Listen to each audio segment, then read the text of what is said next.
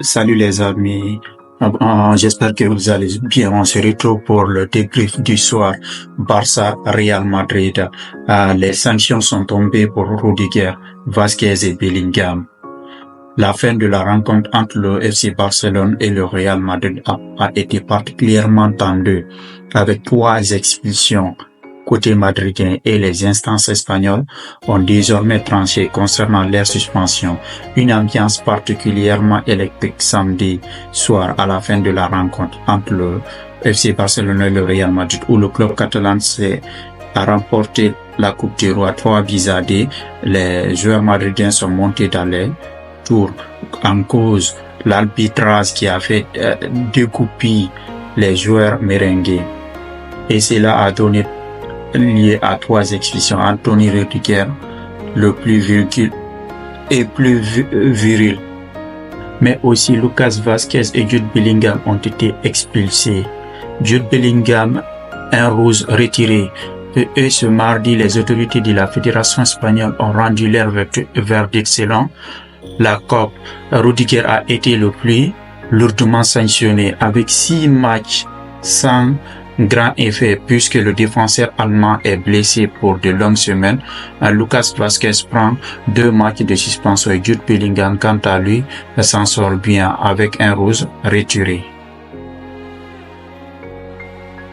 Coup de tonnerre, Carlo Ancelotti ne va pas rejoindre le Real Madrid, ne va pas rejoindre le Brésil. C'est un véritable séisme qui vient de frapper le Brésil et Madrid. Carlo Ancelotti ne signera pas avec la sélection brésilienne. D'après les informations de Relevo, Marca et AS, de nombreuses raisons seraient à prendre en compte dans cette décision. La première étant les obligations du natif de Reggio avec le Real Madrid. Ce dernier devra rester finalement pour la Coupe du Monde des clubs, mais la Seleção ne souhaite plus attendre. De plus, il aurait été déjà ficelé entre les 2 parties, selon Marca. Mais cette annonce choc aurait poussé les émissaires brésiliens à mettre un terme aux négociations. Autre élément qui aurait pesé dans la balance, l'avis du Real Madrid. Le club, notamment Florentino Pérez, aurait été furieux d'apprendre le déplacement à Londres de Carlo Ancelotti sans son accord pour aller négocier son contrat, selon Relevo. Ce dernier réclame également la totalité de son contrat allant jusqu'en 2026, selon les médias brésiliens, ce qui a été refusé par le Real Madrid. Donc le président merengue aurait décidé de bloquer les négociations entre les différentes parties comme un pied de nœud à l'Italie, voire carrément de les faire arrêter. Enfin, un dernier paramètre pourrait avoir joué dans cette décision, un rumeur qui pourrait prendre de l'importance dans les jours à venir.